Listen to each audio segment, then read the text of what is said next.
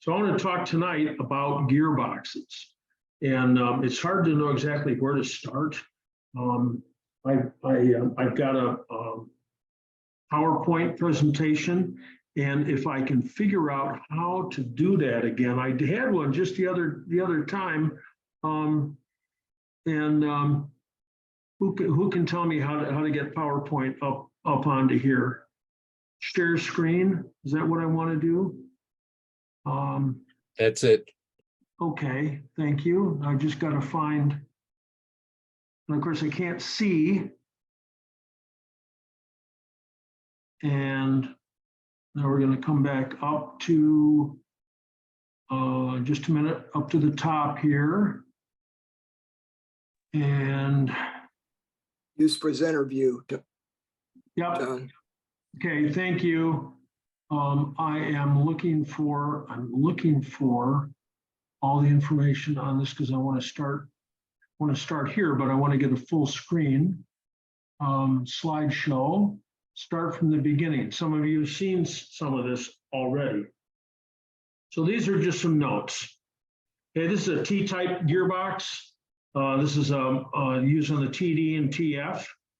All the internal measurements are, all the threads on it, all the internal threads are metric. There's a couple of BSF threads on the outside, the ones that hold the triangular flange that hold the exhaust. But it's a pretty durable gearbox. It's not as durable as the TC gearbox. And the problem here with the T-type gearbox is that first gear fails and it walks out of first. It's always wise if you've got a T-type to hold it in first gear while you're using first gear. If you don't, on a lot of them, you can see the gear shift lever very slowly move backwards to neutral, and all of a sudden it pops out, and then the engine revs, and it's not a good thing to have it pop out like that. So you can just hold it in place until that time comes that you can go through and rebuild the gearbox. So here you can you see my little arrow? Yeah, we can see it. Okay, great. Well, and I pushed the arrow and I didn't mean to, so now I've got to go back.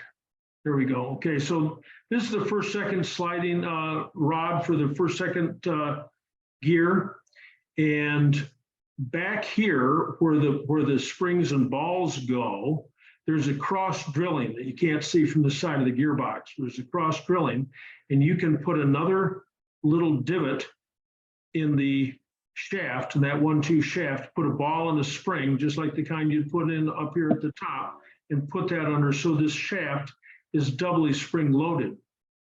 Then, I'd never heard of this before in my life until, I don't know, last time we talked about gearboxes or it came up. Pat from California showed me a cover.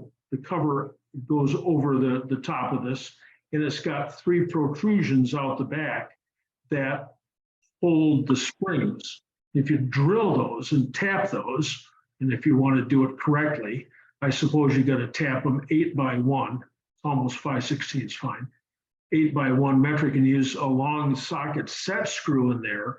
Then you can put the socket set screw in and adjust the tension on the spring so that it snaps into gear. It really, really holds it into gear.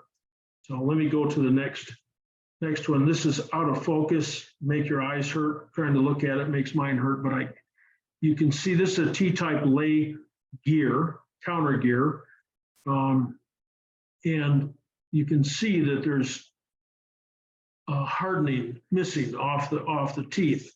And that's what translates into that horrible, horrible sound in first gear. Just, oh my gosh, you just want, sometimes it gets so bad that you want to quit driving it. Here it is in more detail. You can see it's just like teeth losing their enamel, but there's no way to put a filling in this. You have to get another gear. Norman Knock at British Car Specialist in Stockton, California, found a place in England to repair this part of the gear on a big Healy. And he did some for us, but they came back wrong. So it didn't work out for us. that was then. You have to buy a new gear now. And again, we've got some more tripping shown here. So this is a real bizarre problem. Whoops. Here we go. Let me see if I can go. No, I've just lost this. Just a moment. No, I'm way away from where I want to be. Let me go back to where I was. Oh my gosh. I had somebody in the background. I wanted to mute them, but that isn't going to work. So let me see if I can get there. And let me get back. Okay, so here we have the front of the main shaft on a T-type, which is snapped right off. So I mean, take enough gearbox apart, take enough of them apart, you'll find all kinds of bizarre problems. But this certainly is an unusual one. You can see it again here, and you can also see on the outside of this, which goes inside the first motion shaft and carries needle bearings, that the case hardening is losing the case hardening on here. Now we have had in the past, we've had these shafts taken and ground down and welded and remachined. Very expensive, but if you can't find another main shaft, that is an option. Here's a T-type that's missing its synchro ring. Now the synchro rings on a T-type gearbox and an early Spridget gearbox are the same in that the brass is fixed on the inside of the sliding hub, whereas on all the later cars, the balking ring, the synchro ring is just a separate piece that floats freely when it's not being used. But these guys can and do slip out of place. You got ball bearings. Here's one here with a cage. You can see the balls are equally spaced around the circumference. And over here, just like that picture that I sent out in the mailer, the cage is gone. This is not uncommon on a T-type gearbox on the first motion shaft. You'll find the cage trapped inside the bell housing. Later on in T-type manufacturing, they put a divot in here to hold the sliding hub so that it doesn't lay against either the third speed gear cone or the fourth speed gear cone, which isn't in the picture here. That was an improvement that they made in the gearbox partway along. This one is, oh, here we go.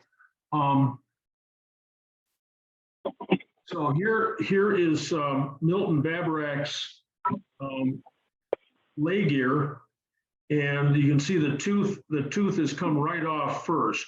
There's a little bit of weakness here. You can see that the old teeth are starting to get shot. Why this one broke off, I haven't a clue. But oh my gosh, when you're in first gear, you were in it for about a foot, and then you said, I just can't be here anymore. It sounds so terrible. This is the 3 synchro gearbox that is used on the MGAs and the MGBs. It's a market improvement to the T-type gearbox. Bell housing is cast into the gear case altogether. It's a lot lighter, even though it's larger, it's lighter. Nice gearbox.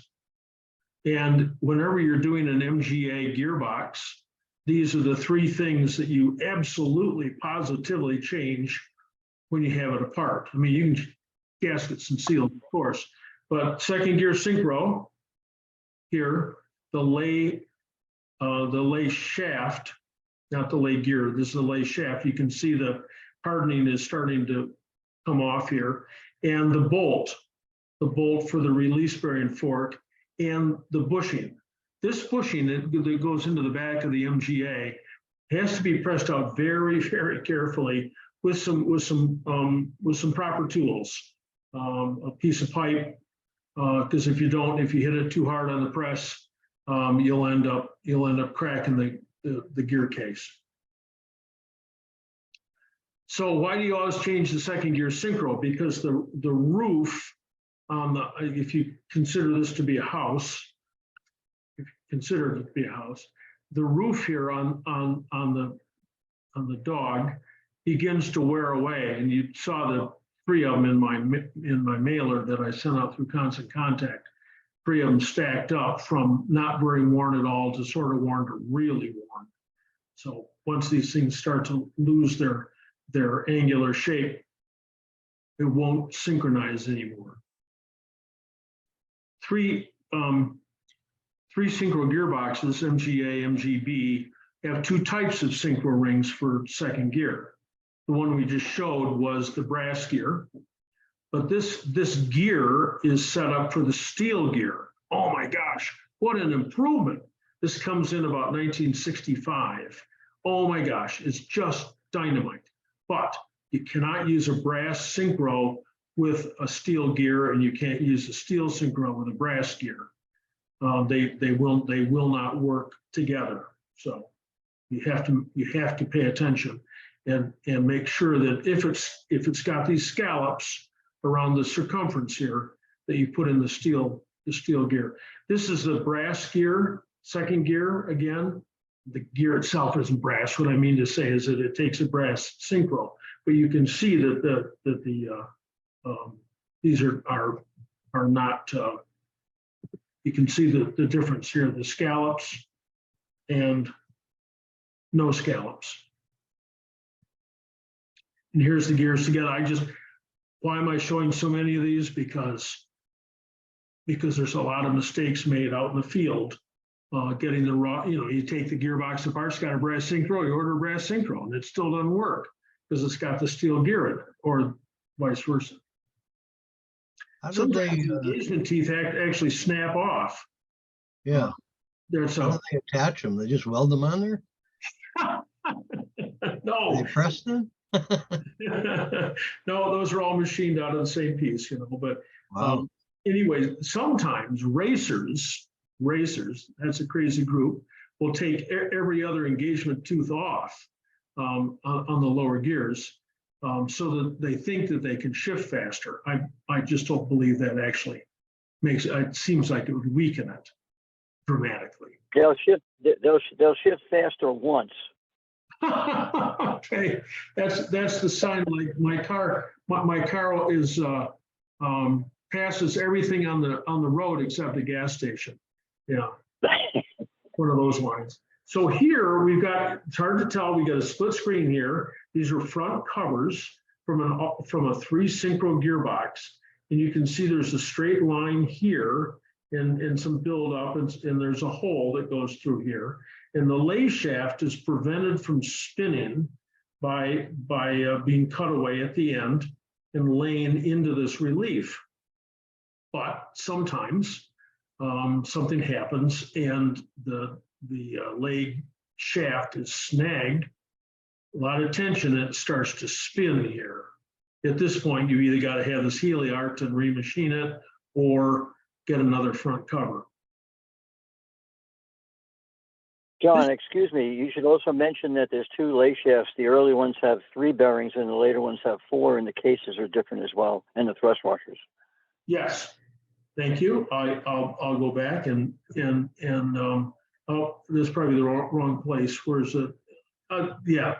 So anyway, there are 2 lay gears, one 54 through 66, and the other one 67. And finally, after all this time, increased the diameter of the lay shaft, put 4 bearings on it, and made a little bit bigger hole through the middle of the lay gear. Oh my gosh. And then the next year they just discarded the whole gearbox and came out with the all synchro gearbox.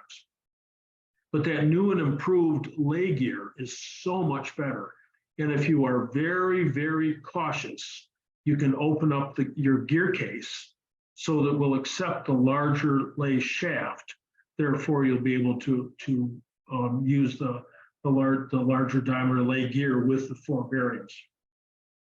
Here we've got a main shaft. Now, remember the T-type one, the nose was broken off, but here there's some drilling. There's a drilling through here to hold a spring and a plunger, and then it's drilled all the way through.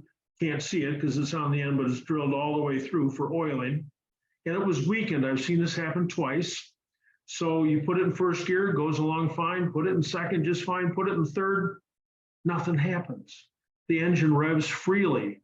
The car's coasting, but you put it in fourth, and it revs freely because this part of the main shaft is splined to the third, fourth sliding hub, and it can't move any motion that's coming through the lay gear or from the first motion shaft. Very bizarre. Just, I have to put that picture in because it's strange. And here we got a first gear. This is an MGA gear. It's got the same problem on the teeth. They really wear. And anyone who's got a 3 synchro gearbox, Midget or MGA, MGB, or any other Morse Minor Mini, with a crash first, when those gears are starting to get bad because it just makes such a racket when you're in first. Then they eventually get really bad. This is how could there are a lot more teeth on the sliding hub than there are on the lay gear. So maybe somebody changed the lay gear and hadn't changed the sliding hub, but you can see how this is just beat up. You would not want to be in gear at all in first on this. It would drive you crazy. A really hot setup on an MGA is to switch to an MGB clutch disc. And you switch to an MGB clutch disc and a pressure plate, and the flywheel's lighter, the pressure plate is lighter, the annulus on the throw bearing is twice as big. It's a lot better clutch. But to do this on an MGA, you've got to have an MGB flywheel because it's got 2 pegs to locate the pressure plate, not 3 for the old spring type clutch cover that's used on the T-type and the MGA. And you also have to change the front cover here on the MGA gearbox, so it's got longer ears, and you got to change the fork. So you've got to source all these parts, and nothing's available new. So they all have to be found used. But if you get that, you can get a diaphragm clutch on your MGA, and it's a lot nicer and a lot more durable. And when you have to change it, it's cheaper. Sometimes you're losing the helical gears here. Oh my gosh, who knows what happened, but if you haven't attended to your gearbox, if you haven't changed your gearbox oil, what? I'm supposed to change my gearbox oil? If you haven't changed your gearbox oil in a long time, there's junk sitting in the bottom of it.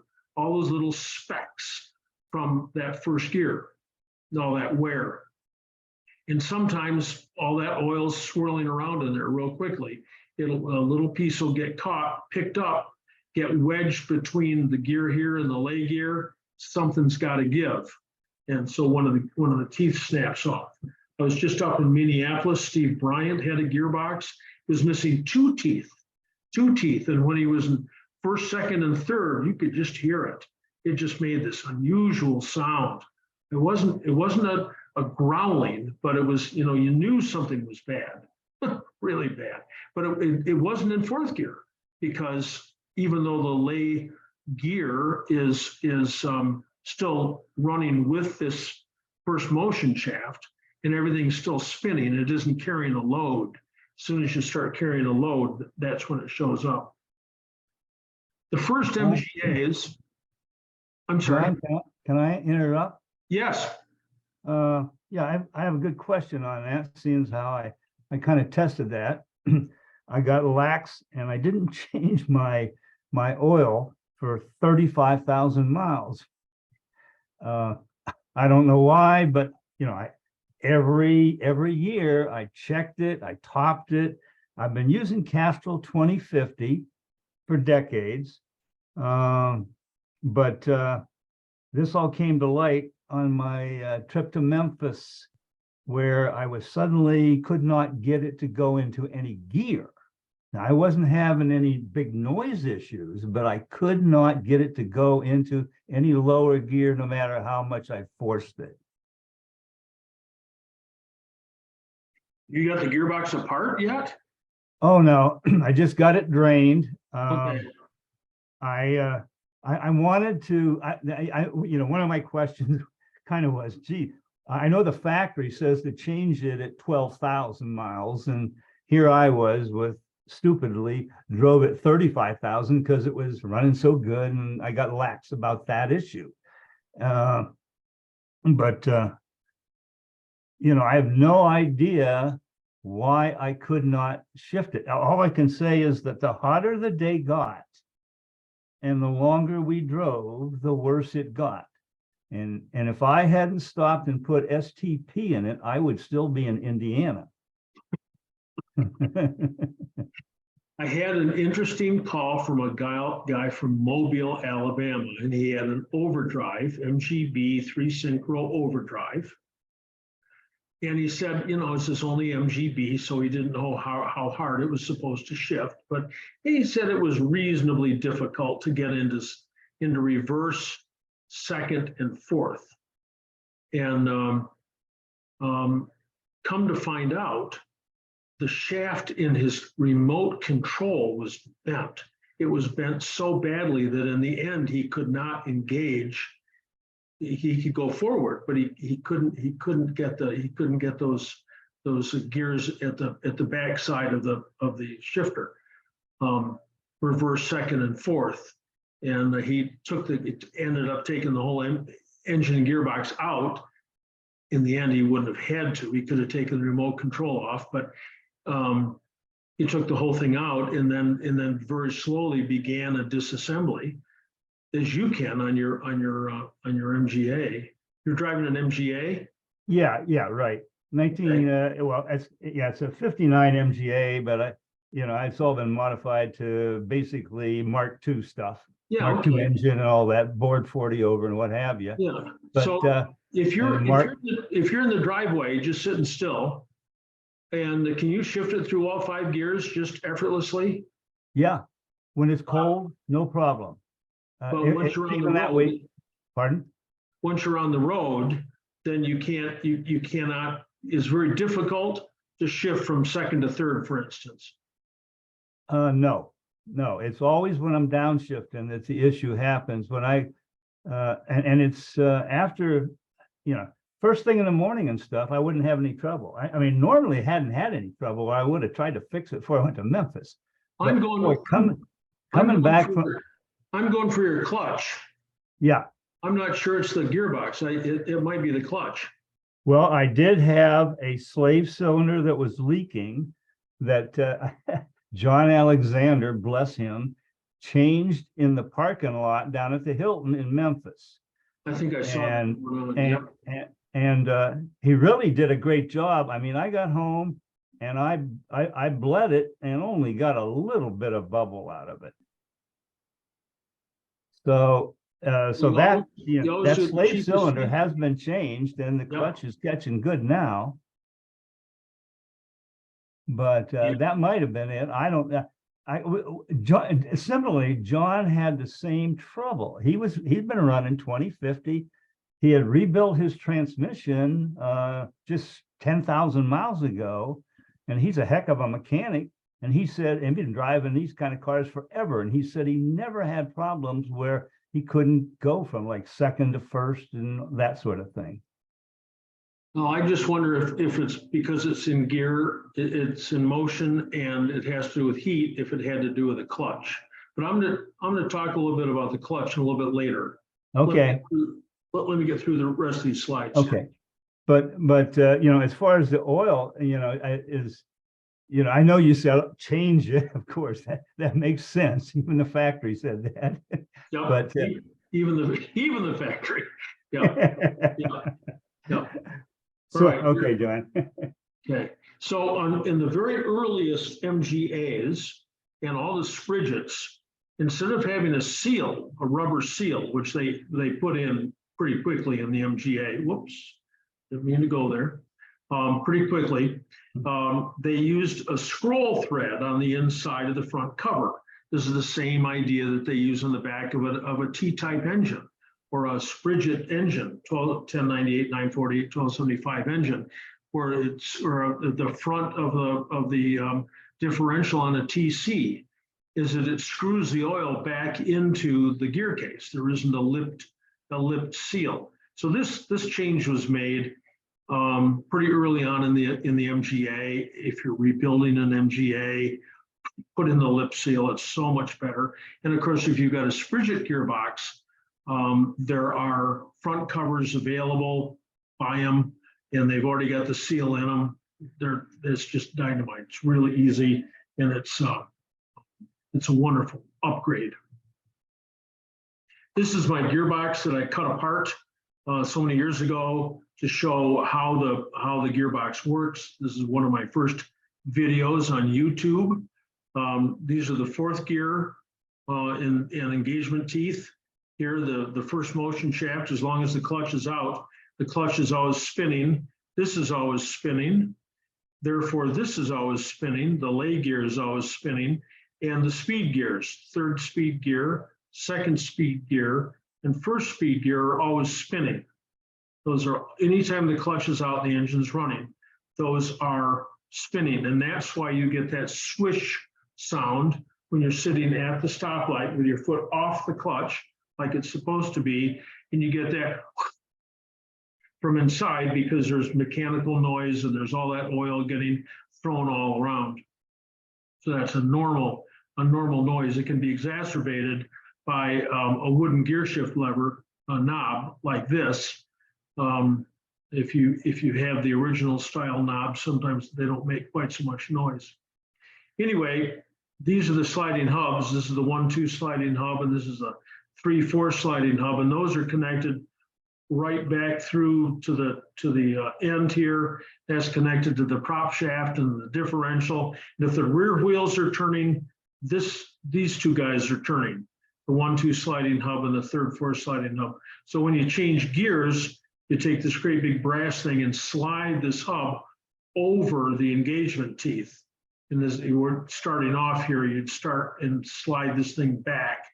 And now the main shaft is going to assume the speed of the first speed gear. Watch the video.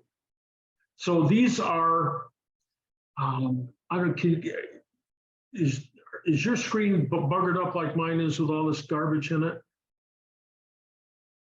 Oh. Good, you just have the, you got an MG before synchro early MG gear ratio chart. So here's the gear ratio. So the, let me see if I can move this guy out of the way here. So we've got in fourth gear, we've got on the first motion shaft, we've got 18 teeth and 26 teeth on the lay gear. And the speed gear's got 22 teeth in third and 23 on the lay gear. So it's just a different number of teeth at each point. So if we want to look at what's going on here, say first gear, we're going 18 over 26, and then we're coming down here and going first gear 13 over 31, and you put that together in a ratio, and you get 234 over 806, which is 0.29 out. So if you look at these numbers going up, first gear is about 1/4 of a turn. Second is about 2/4 of a turn. Third is about 3/4 of a turn. And fourth is 1-to-1, it's straight through. Or you can look at the number of turns into the gearbox, but nobody ever does that. They 3.45 turns in and you get 1 turn out. So it isn't exactly a 1/4, but it's really close. So you can count the gear ratios, or you can send me a note and I'll send you all my gearbox information and you can see what gear ratios your car might have. So here's some diagnostic techniques. So without moving the MG, rev it up and down in neutral. And then rev it up and down with the clutch depressed. The only difference here is that the only difference is that the inside of the gearbox is turning. So when you rev it up and down in neutral, all the guts inside there, the lay gear and all the speed gears are spinning, but with the clutch depressed, nothing's spinning in there. Or if it is turning, it's really, really slow. So you're listening, you're just listening because you're trying to figure out what's going on. You can take the gearbox out. You can take the gearbox out of the car and an MGA, that's really easy. Engine comes out, gearbox comes out. Oh my gosh. First of all, the bottom has to come off. So it's just a terror. It's just a terror. And if you can get something diagnosed and figure out what's going on, maybe you don't have to take the gearbox out. So if it's a load related noise, it's often the differential. And though that noise changes between having your foot on the throttle, having your foot off the throttle, or free floating. And sometimes you get that wah wah wah wah wah sound out of the differential, or whiny noises out of the diff. And again, you can go out and drive the car and knock it out of gear and listen to it in neutral while the car is still moving or not. If you got noises in first, second, and third, but not fourth, it's the lay gear. Well, I put off in the lay gear, but it's the lay gear. Because fourth gear doesn't use the lay gear. Everything's still turning, but there's no energy being passed through it. 3 synchro gearboxes, T-types, MGAs, early MGBs, all the real midgets with the 940 through 1275 engine and gearboxes. It's really common to have a very noisy first and reverse. Just really, I showed you all that chipping away of the hardened material on those first gear teeth. If it's chunky in any gear, it's missing teeth. You don't want to drive it anymore because it's already damaged and you can damage it worse.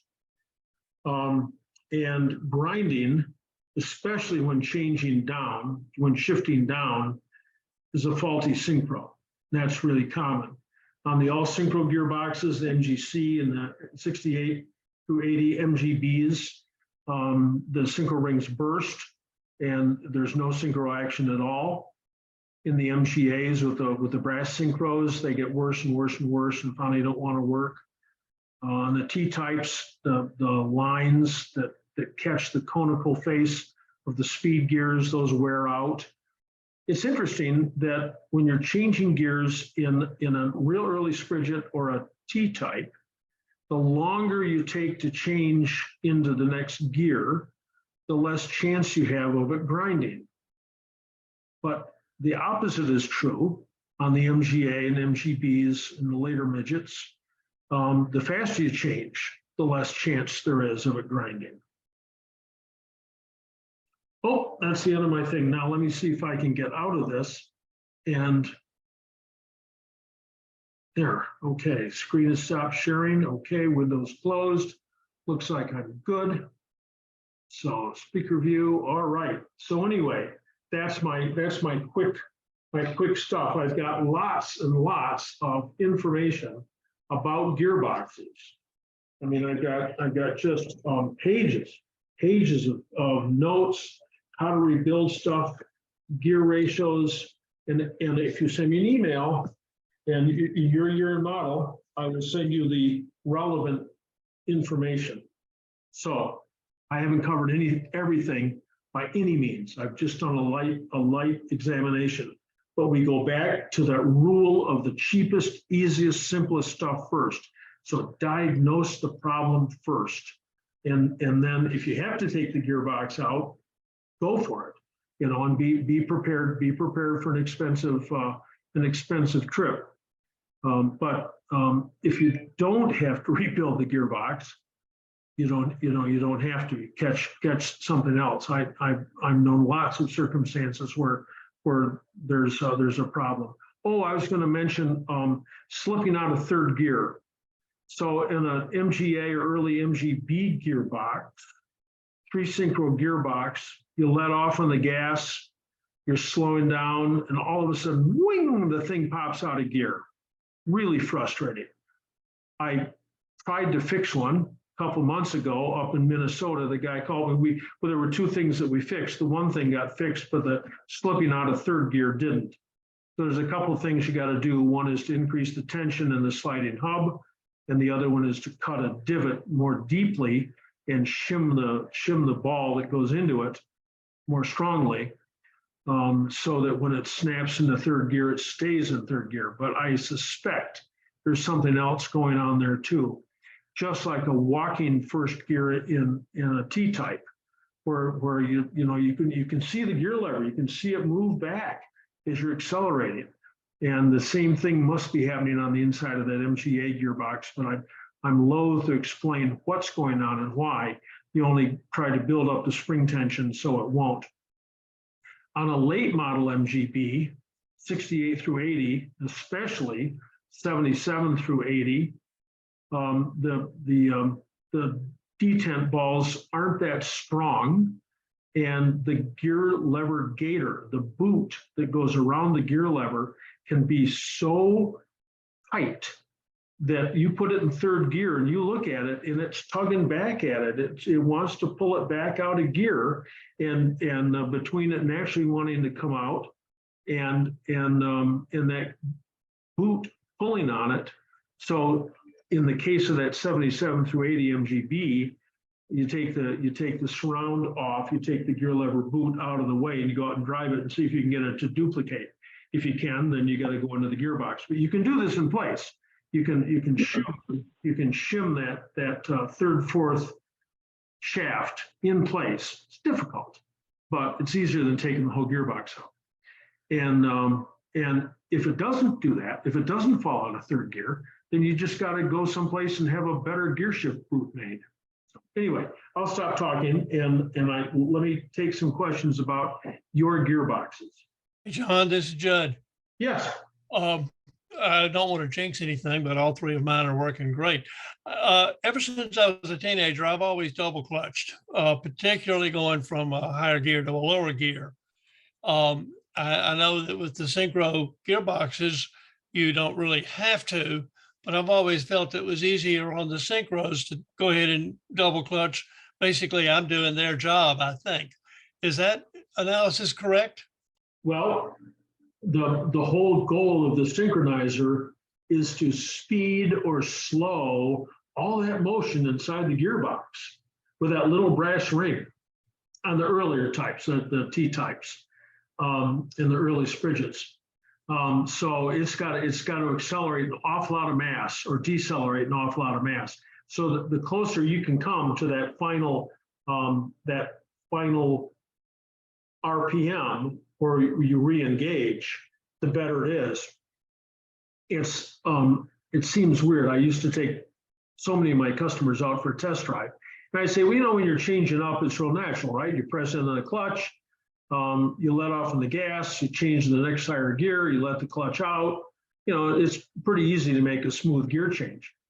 But the opposite, of course, is true when you're changing down. You're going from 4th to 3rd. Instead of letting off on the throttle, you got to press down on the throttle because you got to increase the engine RPM. And over a period of time, you can get, so that's good. I can drive an MGB without a clutch. It's usually better if the owner isn't in the passenger seat, because sometimes I miss. But yeah, you can do that double clutching, and I don't think it hurts anything. Some people will make that same claim when they're shifting in and out of overdrive. You know, they use the clutch to go into overdrive. So it's designed not to need that, but I expect you're building up the longevity. Okay, thanks. I drove my Triumph from Biloxi, Mississippi to Columbia, South Carolina without being able to disengage the clutch. I don't know if the gearbox in the Triumph was just worn out or whatever, but it just slipped into all the gears real easy with a little double clutch. But thanks, appreciate it. Hey, you're welcome. Hey, John, Yes. it's Mark Goldfarb from Bay Village, Ohio. How are Yeah. you tonight? Great. Hey, I actually posted this on the chat, so you can ignore that. I had my engine rebuilt over the winter, and I also put in an overdrive transmission, early 74 MGB. My builder had set the idle at about 1250, 1300, and I backed it off to 1000. And whenever I'd go to take off from a traffic light, I'd depress the clutch, and the RPMs would drop off, and the engine would stall.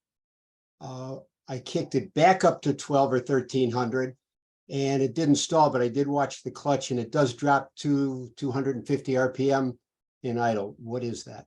That's the friction. That's the friction of the throwout bearing against the thrust plate on the pressure plate. And it's adding enough friction to slow the engine down that much. That means that the engine's not in good tune. Something's wrong with the tune. Not the idle speed, but something's up with the timing, or something's up with the mixture. How many miles are on the engine now? About 1200. I'm sorry. Probably about 2500. I've been driving it since April 9th. You just got to work through the tune-up again. It's just that, I mean, once in a blue moon, I suppose you got something's wrong in there, and it's causing some friction, but it's designed to accommodate that little bit of extra friction in there and maintain I mean, it's going to always drop some, but what, 25 RPM? I mean, that, Yeah, this is 250. It has to do with the tune-up of the car. So that's John, I strictly got it. the answer. I don't have to worry about the thrust washers to just retune the engine. Hey, John, I got the answer for that one. Okay, Barney. It's always the same answer, and I don't think I've ever been wrong on this. One carburetor is running rich and the other one is slightly lean. As soon as the engine slows down just a hair, it screws up the mixture on both carburetors and wants to die. Okay. Hey, So, and going back to what John said, retune. right, but you check those carburetors, and next time you're on, next time we have a seminar, you tell us if you found Barney's example to be true. It makes all the sense in the world. It's just that it's. All right. I have one other quick question. Yes, sir. I've taken your advice and everyone else's, and I go into neutral when I'm stopped and start again. My understanding is that you do that so you don't wear out the throwout bearing by holding that clutch in. Does that apply? This is very elementary question, but bear with me. Does that just apply to MGs, or does that apply to every standard transmission car out there? We have our throwout bearings are graphite. And you can take one and write your name on a cardboard box. It's like a 6H pencil. I mean, it's just graphite. And it creates a lot of heat. And you can, if you leave the clutch to press for too long, it'll ruin the thrust plate on the pressure plate, and it'll heat up. And that's, never good to get anything too hot. It'll heat up the throwout bearing. So Judd's got some pictures there of roller bearings, I think. Okay, I see it. Yep. Those are graphite. Those are graphite out of TD. Oh, yeah, okay, all right, okay. And I did a clutch and a midget for a guy, and his wife picked it up, and she was in traffic for 20 minutes, had the clutch to press for 20 minutes. And, that's as long as the clutch lasted. Oh, we had to do the clutch again. It was sort of like, Donnie, tell your wife, keep your foot off the clutch. So, yeah. So I understand that. Does that apply to other American cars or anything else? Is it all similar, or do we just do that in MGs? Don't know nothing about no American cars or any other cars. Okay. It only makes sense. But I, it's that modern thing is cars, designed. you have that stupid switch on them. You have to have the clutch to press to start it. And it's like, no, start it neutral. Otherwise, you're fighting some extra drag there with your starter motor. Okay, perfect. All right. Thank you very much, John. Appreciate everything. Okay. Take care. Don? What? Yeah. Hi, my name's Mark Core. I bought a 69 MGB out of Chicago, and guy told me he rebuilt this, rebuilt that, and when I got about 100 miles out of Chicago, the master cylinder went on the clutch. Okay, Yeah. So I live in Baltimore. I ended up driving this car from Indiana all the way to Merriman's in Pennsylvania without a clutch. well, most of it was just in fourth gear on the expressway, so, yeah, you just have Yeah, to, going up the gas and paying the tolls and everything. You know, it was the hard thing was trying to start it. You had to start it in gear. yeah, yeah, but it is possible, even for someone who's just picked up a fresh MG, so, yep. Yeah, he told me I was crazy for trying to drive a 50-year-old car across country. It happens all the time. Hey, you did it. Yeah. And, Yeah. and you're older than that, so come on. I try not to be. Well, even when these cars were new, the British used it as a sporting proposition to see if you could get from point A to point B. Well, maybe a long time ago. Yeah. They're pretty, I mean, come on, they're in their day when they were new and serviced, they were pretty reliable. And today, serviced, they're very reliable. I mean, there's always, John, you know I do it all the time. that's right. That's right. Yeah, Bob's got 500,000 miles. Well, that's an understatement, isn't it? You got 500. 510, and it might have 100,000 more than that. When I bought it, it had 40, tore it down at 180, and it already been bought out 40,000. So Okay. I don't count that, but it could have 600 on it. Yeah. So, and you've been off the road rarely. There- I remember the time you didn't get on the road because your key switch fell apart, but, yeah, yeah, yeah. So, all right, do we have some more questions about gearboxes? Yes. Hi, John. Jason from Montreal here. How are you doing? Great. Good. So I'm rebuilding a close ratio 4-synchro gearbox for a race car. And one of my questions is, the first gear has, the cone where the synchro goes on, there's a bit of chipping of that, I guess it is chrome material or hardening of the cone where the synchro goes on. This is on the speed gear itself? Yeah, where the synchro would lie, Yeah, if it's on first gear, there's no problem because you're never going to shift down into first. Okay, so would you think that's repairable though? No, No, I don't think so. You can send me some pictures. I think I know what you're talking about. But no, just leave it. You never change. I mean, hardly anyone changes into first. So, yeah, exactly. And if you're putting a close ratio box in here, what are you going to go out and do some aggressive driving or? It's a race car, MGB Yeah, race car. You're never going to be in first. Yeah, okay, so that's good. The second question I have is, I cannot seem to remove the third and second gear from the lay shaft. And not the lay shaft, the main shaft. Well, there's a nut on the end. Yep, nuts removed. And there doesn't seem to. And then underneath that is a tab. Yep. For the That's lock tab, and then there is a spacer on which the third speed gear runs. Okay.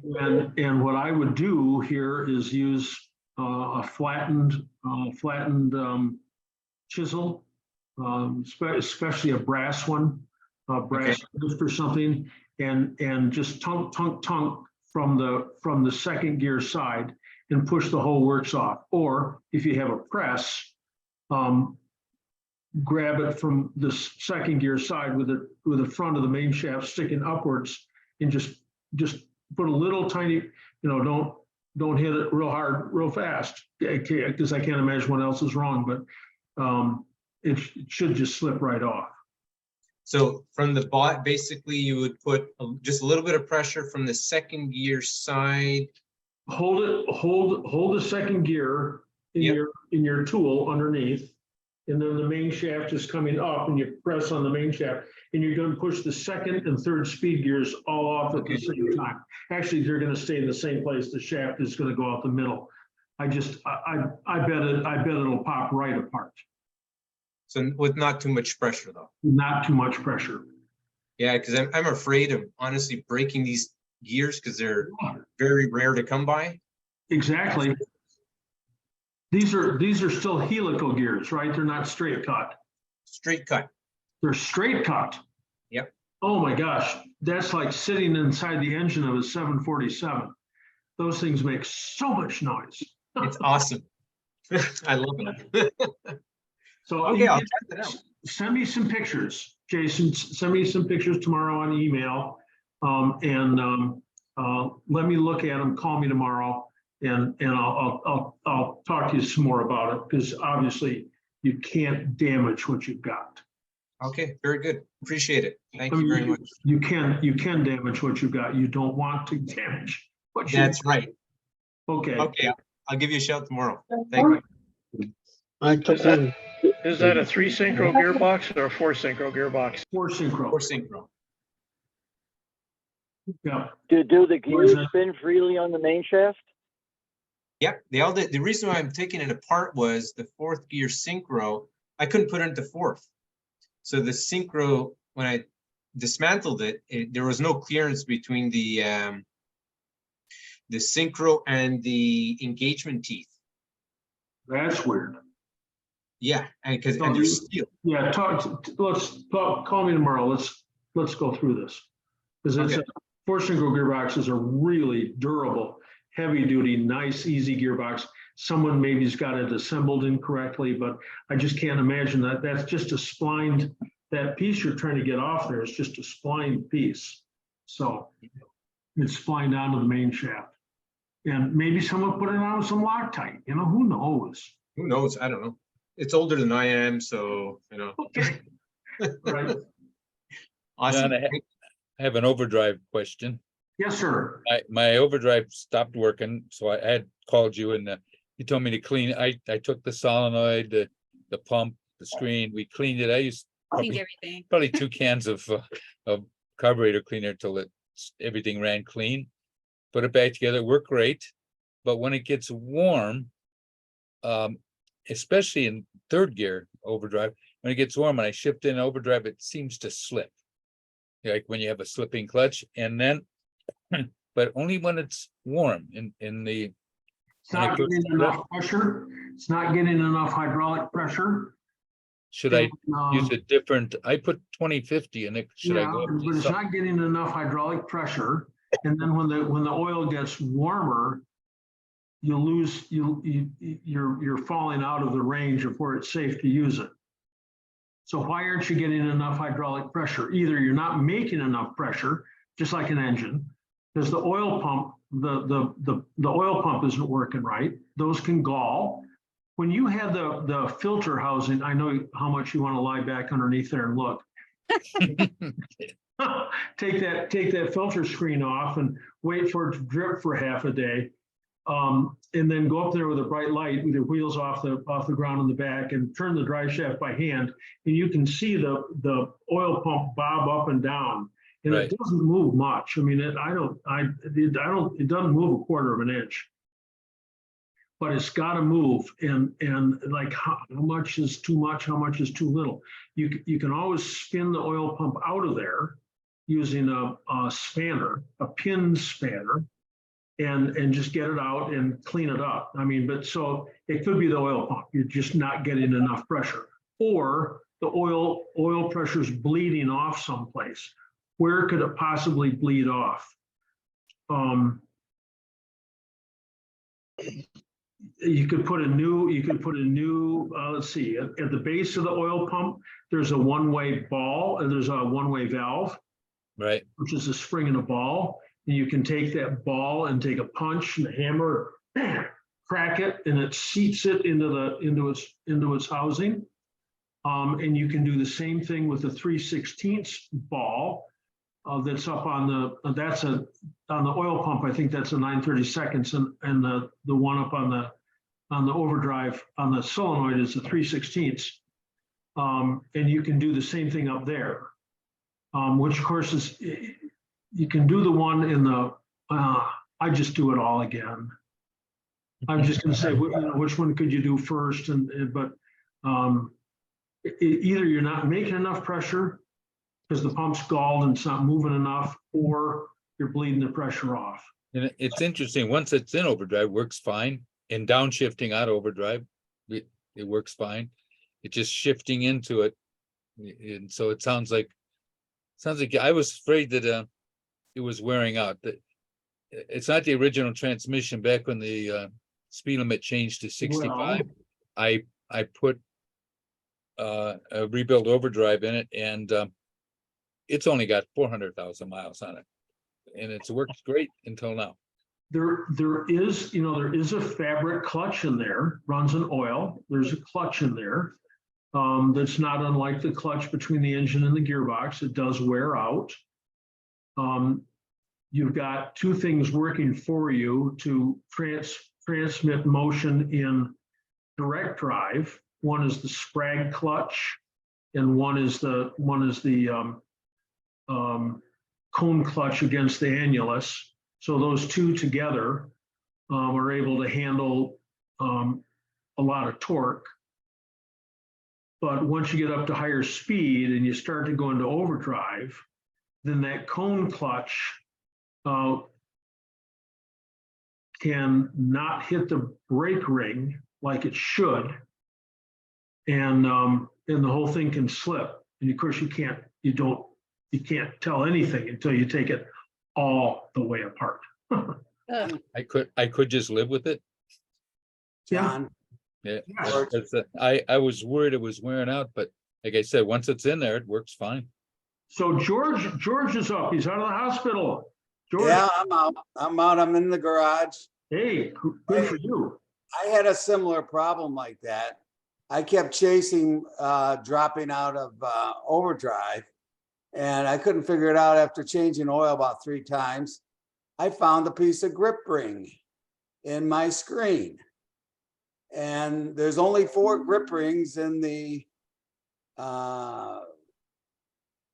overdrive transmission. And there's four springs that each have a grip ring on it, and the one was missing. So this So is when a it got- snap ring. This is an external snap ring. Yes. Yeah. And when it got hot, it would drop out at lower speed. So that's what I had. Mine stays in, but To doesn't drop discover this, you gotta take it all the way apart. So yeah, sounds like I'm living with it for a while. for a while till it Till it you can stops. always run it in direct drive. So Yeah, I've had to do that before. So that's the first time this past year. That's the first time it stopped working. And I change oil in it every year. I check it all the time, and it doesn't, if it leaks at all, it's, that stupid screen, sometimes that leaks. yeah, Not terrible. screens aren't made with the same care that the original ones, where you can almost make a case for opening those screens up and putting the goo between the pieces of cardboard or whatever, fill gasket material and the screen, so it doesn't wick out between the two. But other than that, I haven't had any problems with it, so Hey. I'll live with it for a while. All right. Oil pump. Thanks, John. John? Yeah, John, Gerald Dalton, Louisville, Gerald. Kentucky. Good Yes, morning. sir. 75B with overdrive. My overdrive was out for 20 years and took it to a place. They wanted a bunch of money, and we said, the heck, we'll drive it like this. Well, about 4 years ago, I decided to go ahead and get ambitious with this, put it up in the air, pulled all the guts out of it, as far as the inspection plate and so forth. And I found that the piston had a bunch of debris in there and had wedged itself, and it wouldn't move. So about 4 cans of brake cleaner, a whole lot of compressed air, and I replaced the O-rings on there, put it back together, went for a drive, didn't do anything. I thought, well, I gave it the old college try, and I don't have a lot of money in it. And at some point I hit a pothole at the same time I was engaging it, and the clutches kicked back in. And I figured for 20 years they were probably stuck. And I've been driving it the last 4 or 5 years now, and the overdrive's been working perfect. So that was just working with the solenoid. You're talking about the piston and the solenoid. No, I'm talking about the actual oil pump. The piston in the oil pump was frozen. It had a bunch of okay, all right, the debris. oil pump. Yep, Yeah. yep. John, real quick, we had a friend's car. We couldn't get it to engage, and I know everything was fine in the car. And what was happening is the coil wasn't grounded to the case of the transmission, and you could test all day to the positive wire on the coil, and it read good. And you say, what the heck's going on here? And it's nothing more than the bending the shim to get the coil to have full contact with the case. Hey, we had one once that we had an open circuit, absolutely open. And so I said, well, let's just try this. So I put a shaft in the lathe and put it on real slow, and we ran the wire off that solenoid bobbin and got to the end of it where it had broken, soldered it back on, and switched stuff around and wound it back up again. It wasn't as nice. It didn't look as nice as it did originally, but it worked. It worked great. Yep. So yeah, there's all kinds of stuff you can do. But that sticking oil pump, that can cause low pressure, and if it's stuck all the way down, stuck all the way open or down, it's not going to overdriving and work at all. But if it's stuck just a little bit, or not, and I've seen the axle in it that's got a little roller on it. I've seen that axle fail, and so there's a lot of lost motion there. So That's Reg. who's on? Mark, you're on? John, can I ask you a question about draining the transmission? Yeah. I know on some of the older cars from the 30s and stuff that we used to go ahead when we drained them, we'd flush them out with kerosene. Would you recommend that on these non-trans? Not, I mean, if you got a whole lot of sludge out of the bottom and had metal in it, you could make a case for doing that, but what's going to happen, you're going to have to take it back apart again pretty soon anyway, because something's really wrong. No, I've never flushed a gearbox. Well, doing this for 50 years, I don't remember having flushed one. How's that? So, and we drained them out. We took out MG gearboxes. In 1978, maybe there was a confidential service memorandum, which I'd show to you, but it's confidential. That said, oh my gosh, we've been wrong since 1954. And you should be putting 90-weight gear oil in the gearbox. So that went out to all the dealers, and the dealers said, oh, we're supposed to be putting 90-weight in the gearboxes. And some of them did. And then, I don't know, 6 to 9 months after that, another one came out and said, we don't know who wrote that other one, but it's wrong. So you should put in 2050. So there's always been some confusion about 2050 or 90-weight. 80, 90 height point in those gearboxes, but the workshop manual says 2050. John Esposito at Quantum Mechanics says 30 weight non-detergent. He's real adamant about that. We've taken out automatic transmission fluid, and we've taken out engine oil. We've taken out, I don't know, who knows? I was going to say bars leak, not that. AMS oil. We've taken out all kinds of stuff, but we'll always just put back in just inexpensive 2050 oil. Seems to be, that's what it calls for, and it works just fine. So, but that overdrive, which is the same overdrive in principle as a TR6 overdrive, the TR6 overdrive uses 90-weight gear oil.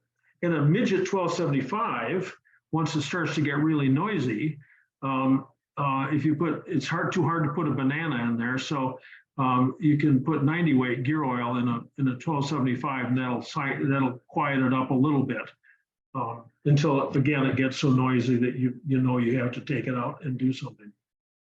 John, Sawdust is easier to put in than bananas. Yep. John, talking about oil, I've got a new to me 52 TD and I have yet to change the transmission oil. What's best? It used to be called Hypoid, now it's called Gear Lube, GL. You want to use a GL4 8090. Okay, thank you. So The best quality, the best quality is a company called Stay Lube. They make the best quality GL4. Okay, I'll look for them. Thanks. Stay Lube. So on the T-type, the rack and pinion, the gearbox, the differential, and the carburetors all take GL4 8090, and the engine takes high zinc 2050. Okay, thanks. I've got the engine running 2050 high zinc, but Good. I haven't done the transmission yet, so. Okay. Hey, John, on the oils, the reason that, this is John Esposito from Quantum Mechanics. The reason we always recommend 30 weight or 2050 is because the EP oils, if you use a 90 weight EP, the extreme pressure additives plug up the passages in the overdrive, can seize up the planetary bearings and do all kinds of crazy stuff. Okay. Okay. So I've only heard, I haven't talked to you about it. I was going to call you one time, a long time ago, but didn't get around to it. So everything that I've ever heard anyone say that you said was absolutely drop dead, non-detergent, 30 weight. And I've always said that because you do a lot of gearboxes, but you also, you're happy with 2050 also? 2050 is debatable because what we have had experience with 2050 is because of the additives, Okay. the oil can get foamy and cavitate in the oil pump and cause irregular pressure. On the overdrives. Okay. On the overdrives, right. Okay. Especially on the overdrive. The gearboxes don't seem to matter, but the overdrives are critical. In fact, you know, the early Triumph manuals and the original Laycock manuals actually say under no circumstances use EP gear oil. And they say use straight weight mineral oil, which in Brit speak is, you know, straight weight oil, motor oil. Okay. All right. So tell us a couple of horror stories from your experience, because you do we have had a lot of we have had a lot of overdrives in here where people put 90 weight in and blew them up for two reasons. Number one, they plugged up the oil passages and seized up the planetaries, and number two, they overpressurized it because the oil couldn't pump out of the system faster than it was pumping in, and blew the overdrive up. It overpressurized. That's some of the extreme cases where people were using 90 weight. Okay. So 2 or 3 times in my experience, that square plate on the bottom of the solenoid it hasn't pulled the screws out, but it looks like it wanted to. The thing goes hemispherical. Why? Well, what causes that? That square aluminum plate on the bottom, LH overdrive, and it bulges. Again, that's overpressurization or a plugged passage. Okay, all right. I know there's that low pressure oil relief valve at the top of the oil pressure relief system there. Okay, all right, thanks. John? Yeah, like I say 2050 is debatable because it can cavitate the oil pump, and the overdrive tends to pulse because it's getting pressure, and then it gets air bound and loses pressure, and then it gets pressure back and forth. Okay. I've had them pulse in direct drive. That's a weird one, but going into overdrive and then coming back out because the O-rings are bad in the solenoid. But I don't remember one pulsing in overdrive, but I'm reminded. Thank you very much. Quick question, please. Yes, sir. Hi, I'm Steve in New Mexico, and for some reason they've got me listed as ETOSH there, which is part of the name of my old boat. I don't know how it's on there, but anyway. Okay. Better than monkey business, huh? Yeah, well, I was saying, yes. I've done a lot of Morgans in time, and the Moss boxes on old Morgans took 40 weight non-detergent. Am I gonna get myself in trouble if I try using that in an LH overdrive, sir? I don't know. I don't know. Esposito says 30 weight or 20/50. So I don't know. I don't know. What do you say, John? Well, again, our recommendation for any overdrive is straight weight, 30 weight, non-detergent, or 20/50, and take your chances with the cavitation. Thank you. I'll see what I can do about getting some 30 non-detergent. I appreciate that. They sell it at Napa. Napa's part number is 75-115. If you go to a Napa store, that's the straight weight, 30 weight, non-detergent motor oil. Thank you. Oh my gosh, it's 8:20 and we're still talking about gearboxes. John? I don't know if we're gonna get over to the chat section or not. Yes. John, go back to the second gear scallop. You mentioned a source for that on the three synchro ring MGA. What transmission should I look to find one out of? Well, you can buy a used one. And John Esposito, Quantum Mechanics. Where are you, Massachusetts, Connecticut? I'm in Connecticut, and we have some good used gears. Those are the spray welded ones for the steel synchros. Okay. And that's John, is it? Yeah. Quantum Mechanics. He's got a website. That's what I'm Yeah, looking. those the steel synchro one was quite an improvement over the brass, but as John said, you can't mix them. You have to use steel synchros with the steel synchro gear and brass synchros with the brass synchro gear, otherwise they don't work. Exactly, and we had the transmission that never ran, and there's a steel synchro and a non scallop gear in it, and it keeps jamming up. I'm nagging. That's great. I'll give you a call tomorrow or the next day. Thank you. Sure. Okay. So we're still hot on gearboxes here. Has anybody else got something about the gearbox? Or I'm gonna go over to the chat section. Yeah, I've got one for you, John. Absolutely. Actually, I got two questions. First one's an easy one for you. Your link to your website with the PayPal info, that website's not working. Do you know? That's UniversityMotors.Ltd.com. But the other one, I think the other one should be, I went on yesterday, UniversityMotors.Online. Okay. That was easy. All right. Yeah. The gearbox question. So I got a new, to me, 72 Midget. And I'm brand new to all classic car, anything. I'm in a new world here.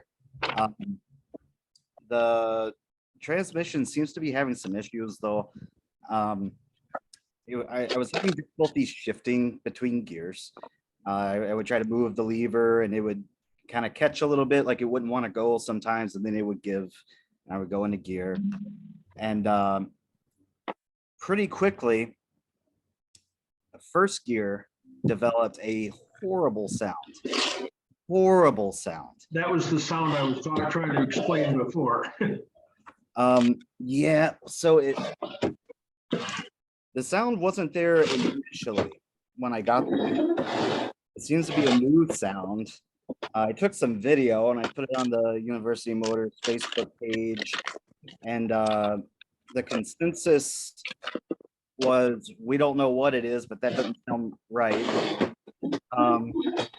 And it's just this extremely high, fast frequency bell clattering kind of sound that ramps up as you kind of press into the gas.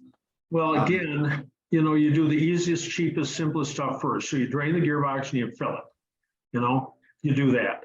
And then you shift through it. Does it go through all 5 years just sitting there with the engine off? Yes, it does. No, it doesn't. Then you start the car up and you maybe put a couple of RPM into it, but a little above idle. And you try it again with the clutch depressed and the clutch off. I mean not in gear, but in neutral with your foot depressed and not. and see if you hear anything. But if you're getting a lot of chunky noises out of first gear, where it sounds like you don't want to drive it, then it's engine time. At least the engine and gearbox assembly slips out of that engine bay pretty easily. So that's what I said to myself. Quit driving it, pull the engine out. It's sitting on my table right now. The transmission's disconnected from the engine. And the gear looks beautiful. I mean, I don't really know what I'm looking at, but I mean, it looks great.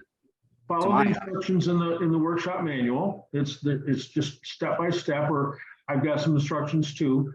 And just take everything apart, look at everything critically. You know, even if you don't know what you're looking at. I mean, I remember I told a guy one time, he drove from Detroit back up to Grand Rapids. His car was running on 3 cylinders. He'd had a fan belt changed in Detroit. He says, I don't know anything about my car. We opened it up, and one of the guy changed the fan belt, left a plug wire off. And we put it back on, started running on all 4. And I said, well, you know, I mean, just look. I mean, sometimes you don't know what you're looking at, but sometimes you can see stuff that's wrong, or you can take a picture of what it is. You can FaceTime me or send me a picture, or, you know, there's other people in the trade too, and everyone's out here to offer to help you out. So. All right, thank you. Hey, I gotta hit my mute all button here because I got some noise out of Ohio. There we go. Okay, all right. So, but it's already like it's 8:30, and I've got to get over to the chat section. Let me make another pitch for the website. Thank you very much, Ethan, for saying something about that. UniversityMotors.Online. That also has the code for the University Motors summer party coming up in August. That's got the code for the Hilton Hotel, and pretty soon it'll have all the application material for signing up for it. So Mark Goldfarb, we've already done that one.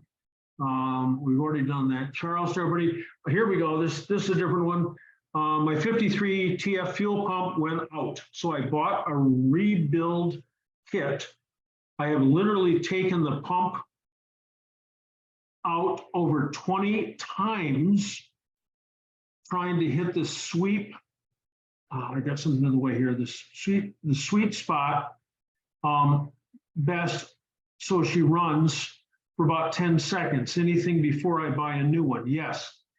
Charles, are you still on? Have you waited patiently all this time for your question to come up?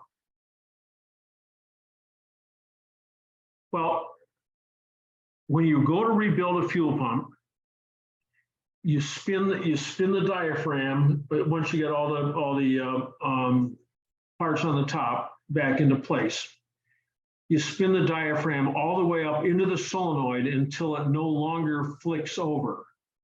Then you back it off hole by hole until the points just flick over, and then unscrew it one full turn from that. Workshop manual says 2/3 of a turn. One full turn.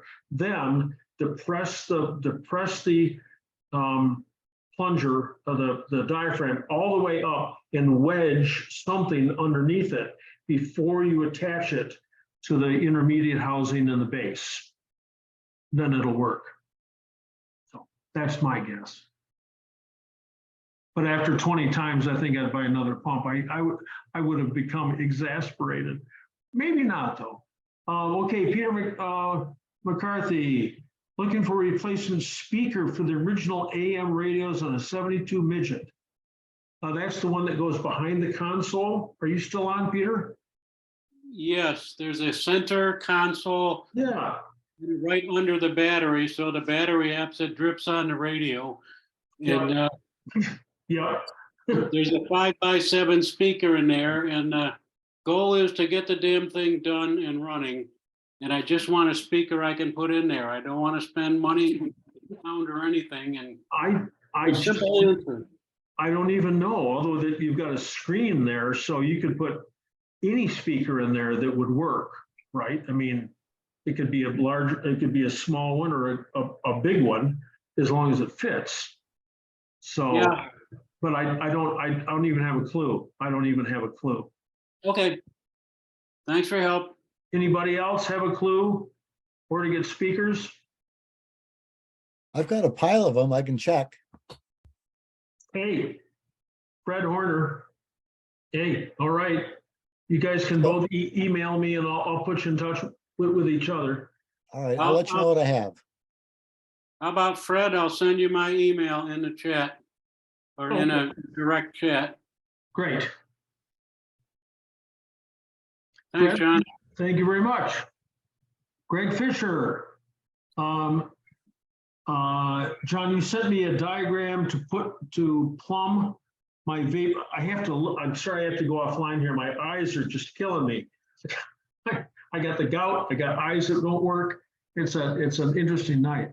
To plumb my vapor canisters with a PCV valve. My intake manifold does not have a port available for the PCV valve. It has a large port that's being used for the brake servo and two smaller ports, 5/16. Do you have some ideas? Well, without changing the intake manifold. Put a T in the brake hose port. Will that, you want? Will that work? It's constantly pulling. It's constantly, and let me just, Barney's got an answer here. Let me just think, it's that the valve in the intake manifold is always pulling into the intake manifold. So if something's in that hose, it's going to get pulled out. So you could tee the line that, yeah, that's it. You can tee that line. I don't think that Smith's PCV valve is gravity sensitive, location sensitive. It'd be nice if it sat up, you know, but maybe you could run a hose down underneath it. Any hose that you're running vacuum through wants to collapse because there's a lot of vacuum there.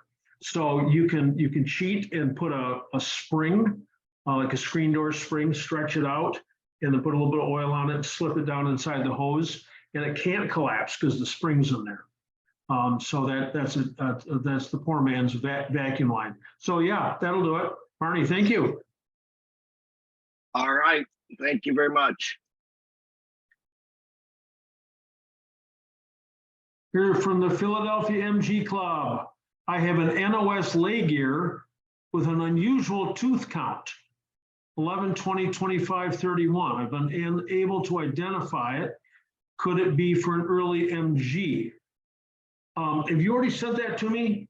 The picture of that? I remember something like that from sometime in the past year. Somebody trying to identify something that was unusual. Yeah, I know I talked to you about this at a last year out in Ohio, but I'm not sure I ever sent you pictures of it, John. Because it's seen is believing. I mean, I've got my charts here, but you know, is it a T-type or a midget or a early B or an all synchro? You know, it depends on the overall length It's a 3-speed synchro, and when I got it at the Carlisle Import Show, it came encased in wax. So pick it up so we can all see it. Okay, so that could be any BMC gear. It could. Those are huge first gear teeth. Those are monstrous first gear teeth. Yeah, it's only 6 inches long. It's not long. Okay, maybe it's an Austin A40 or I mean I just made that up, but yeah, I do not know. Esposito, you still on here, John? Contact John Esposito at Quantum Mechanics. If anyone's seen that gear, he has, and if he hasn't, you can turn it straight up and down and on a nice little wooden base and stick a candle on the top. I know these things aren't expensive, and someone out there is looking for one, and I'm just trying to find them. Understand. John Esposito is the only one who might have it. All right, I'll check. Okay, Brad with a 52 TD. Well, but I've got a 71 BGT with overdrive. While going downhill on a 7% grade, the overdrive kept going in and out. Is this normal? Absolutely not. I wish John Esposito was still on here. He could answer that for us, but it has to do with losing pressure. And but going downhill, if you're going downhill, all the oil in the gearboxes run towards the front. Are you low on oil? Those are the cheapest, easiest, simplest stuff first. So, are you still on, Brad? Brad has escaped. Brad has left the building. If I can add to that, John, Yes. something Yeah. similar happened to me, and it was because it was low on oil. It was that simple of a fix. Yeah, it'd be interesting to know if it happens going uphill, It does. It did at mine too, uphill and downhill. Okay. All right, Jason. Still on a 7% grade in overdrive, good luck. Well, you can, yeah, okay, you can make the question, what are you doing in overdrive, but anyway. All right, so here we got the next one from Jason. Hi, John, couple of questions. I have a 4 synchro gearbox and the second gear synchro cone looks like the chrome plating is coming off. Yes, this is something that happens. Can it be fixed? No. My next question is I'm trying to, oh, we already talked about this. We already talked about this. So Jason's gonna send me some pictures tomorrow and we're gonna talk some more about that. So, okay, and then we've got an owner. Everybody, hi, John. Can on all synchromesh tranny be fitted into a 64 3 synchro MGB? Yes, it can, but it's real dicey. It's real dicey. There's not enough room for it. The gear lever changes position a little bit. You can do it. You can do it. I've seen people do it. It's easier if you put a more modern MGB engine in it. So you got the backing plate, the flywheel, and the whole works in place. Are you still on here from Collingwood? No, don't hear an answer. So okay. We talked too long about the gearboxes. Oh, Neil again. My issue is not being able to downshift from 3rd to 2nd gear. So that's probably the synchro mesh. And those synchro rings, balking rings burst. You have to take the whole gearbox apart. It's a huge project. Okay, thanks, John. Oh, you're there. Okay. Yeah, I'm here. Okay. Yeah.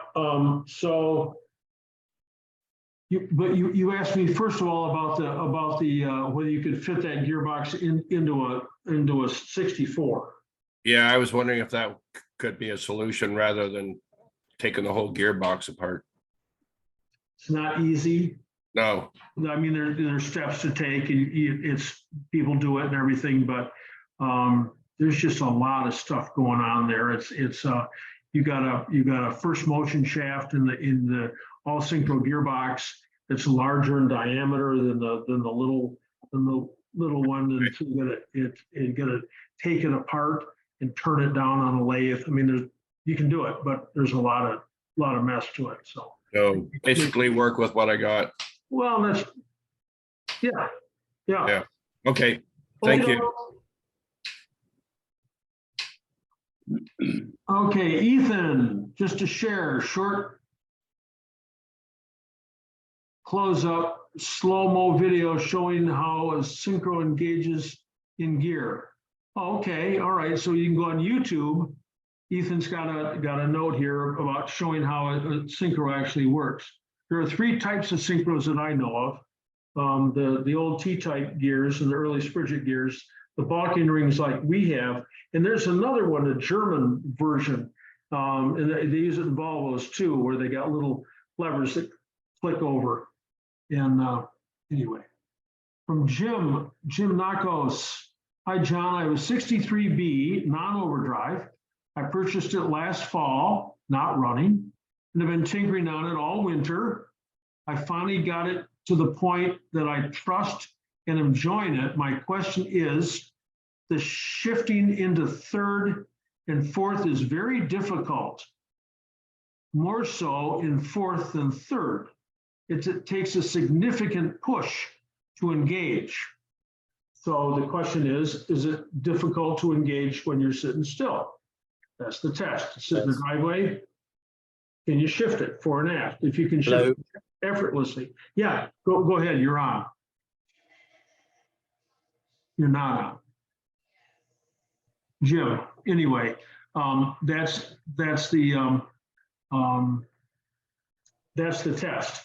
And if it's difficult to engage when you're sitting still and the engine's off, well, then there's something wrong inside the gearbox. Otherwise, usually it's the synchros, but if you push hard enough, it's also accompanied by a very distinct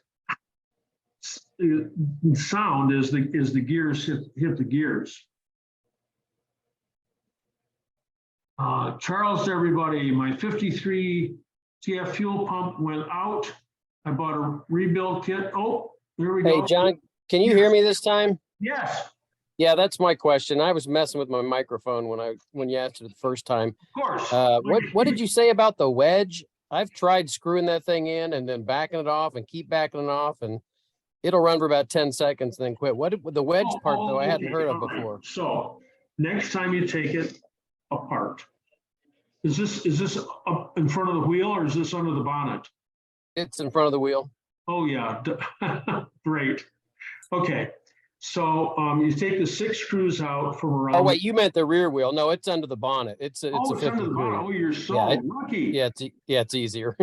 Okay, and the problem is that it only ticks for how long? It depends. It'll tick for 5 seconds, 10 seconds. It might work, and I'll go to bed and come back the next morning, and it won't work. It's just frustrating. Okay, all right. So you have to take the solenoid off the base with the 6 screws.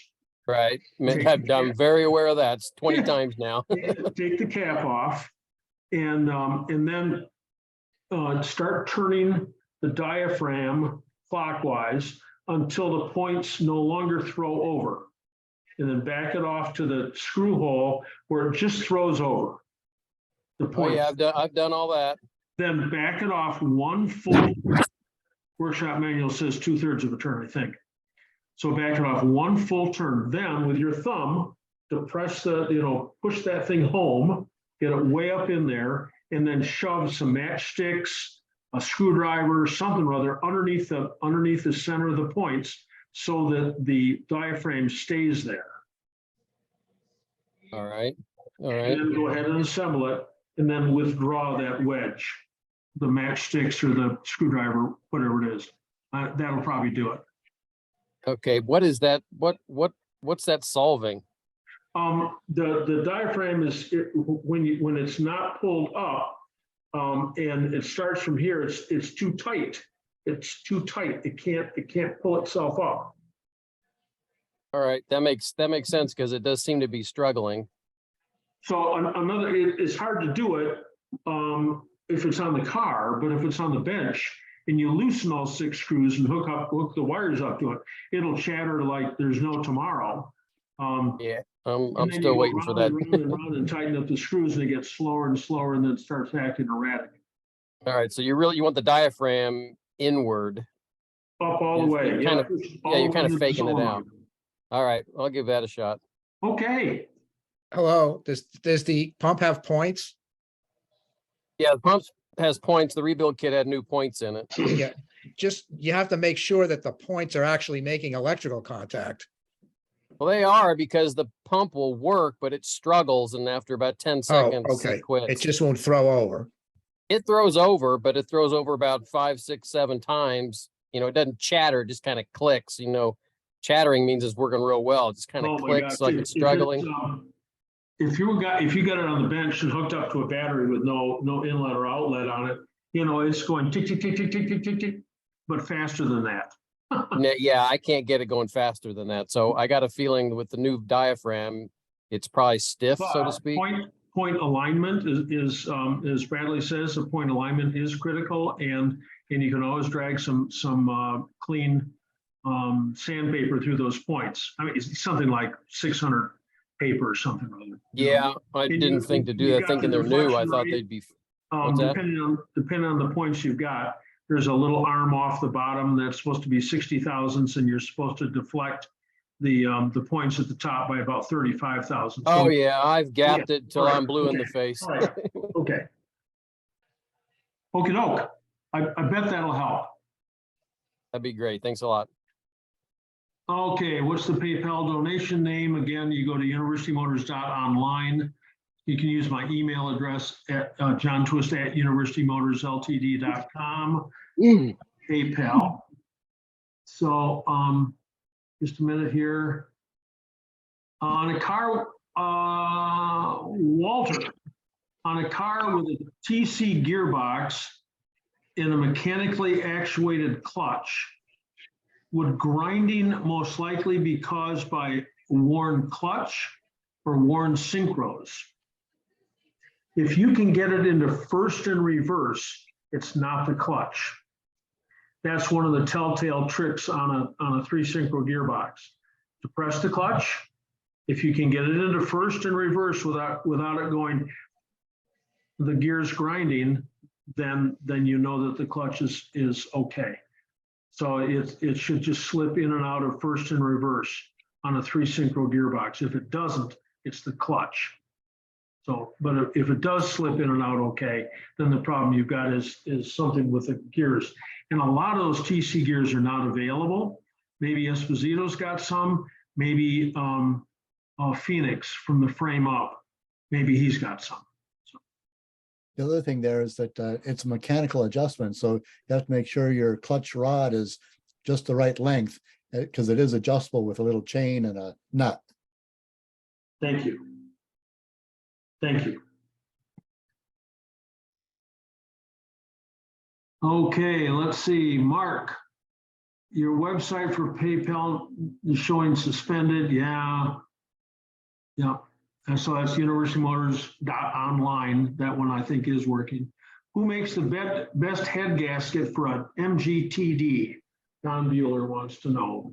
And I don't know, I was just in England, and I think I asked my host, Peter Beadle, if Payen was still making gaskets. And it seems to me he said they were, but I'd heard that they weren't. And I know Payen was sort of the go-to. They always made the best gaskets. So it's a pretty simple gasket, and one that you must trim after you've installed it, where it sticks out of the left-hand side of the block. So when you put the side cover on, the side cover actually seals. You have to trim it there, and you have to make sure that you don't get bits of the trim back down inside the engine. But I don't know. I don't know. Doug, everybody. In a newly rebuilt 1275 gearbox, you would use 2050. Yes, that is correct. Shift boots, Tony W. Earlier, there was a mention of shift boots pulling an MGB out of third gear. Experience on that, my 78 MGB, but the replacement from Moss was even tighter.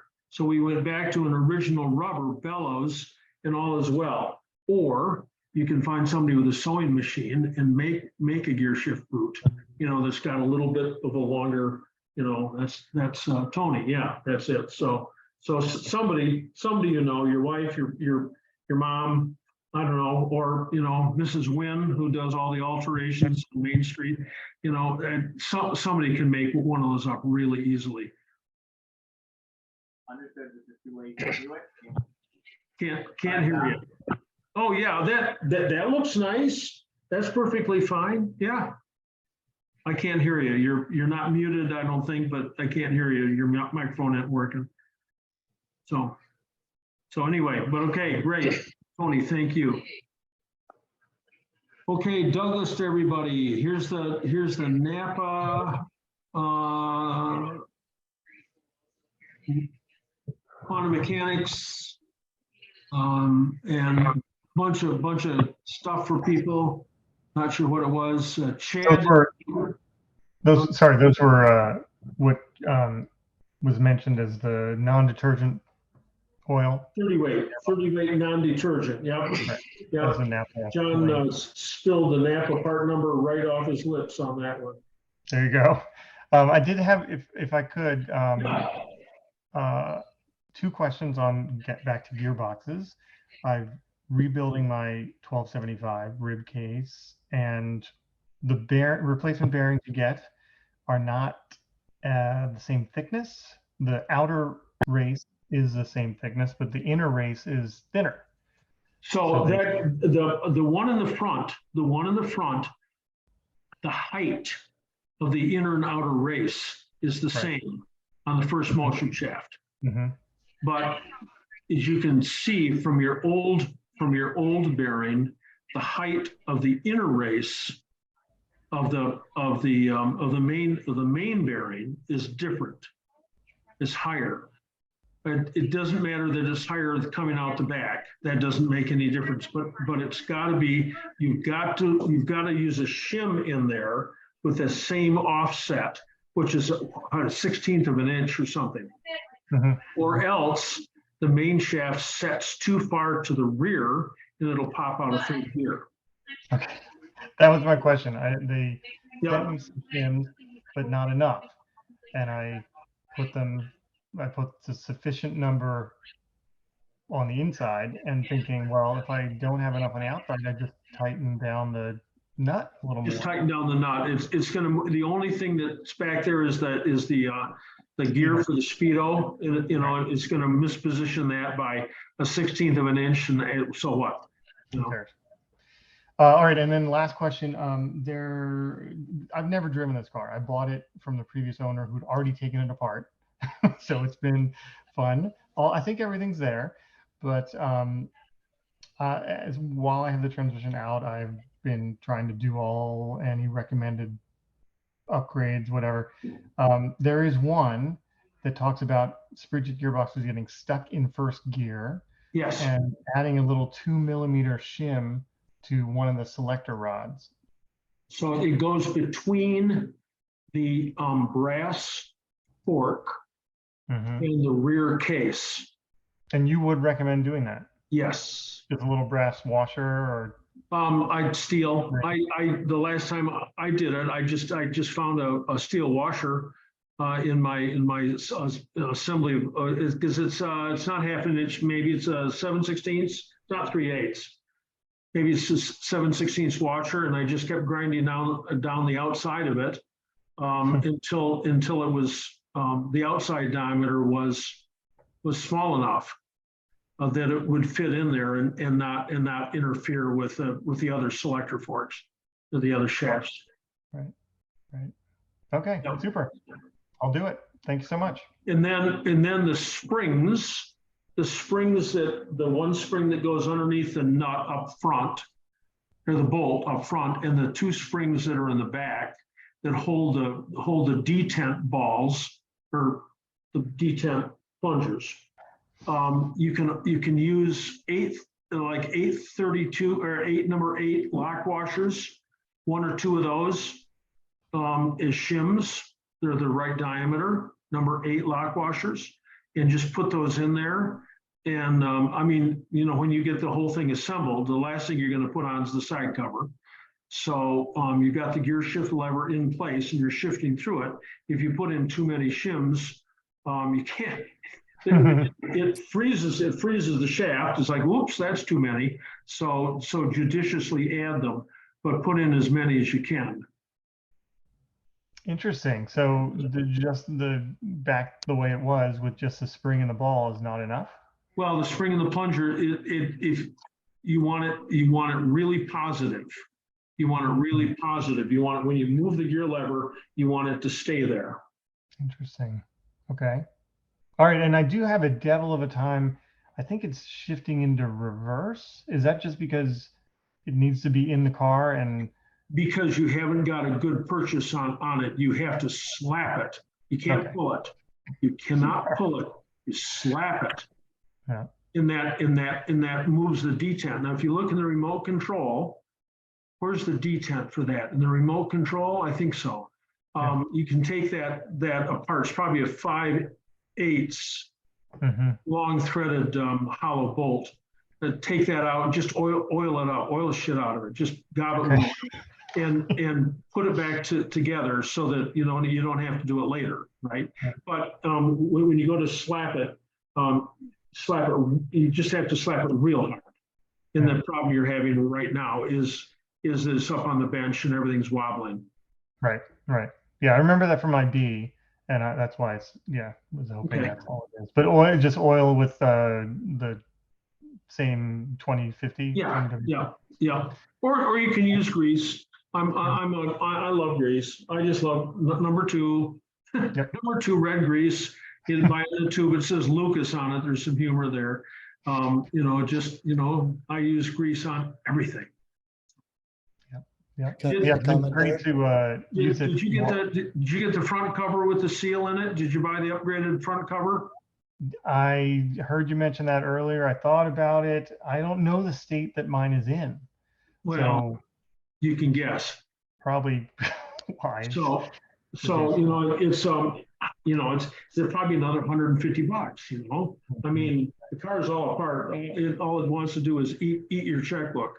So you just have to decide. The stuff on the outside. You can do away with the fancy cloth cover top and so forth for right now. Get the stuff on the inside fixed first. Hey, John, can I make a you. comment? Yeah. One thing on the tail shaft of the Midget transmission, I believe there's a bushing there. There is. And I believe that it has to be reamed if your tail shaft won't slide in easily before you assemble the main shaft. So you got to try and make sure that will slide in all the way. Otherwise, you have to ream that bushing once you put a new one in. If you put a new one in, yeah. Thanks. Okay, let's see. Let's go down here a little bit. Oh, Chad, and we got another question from Chad here.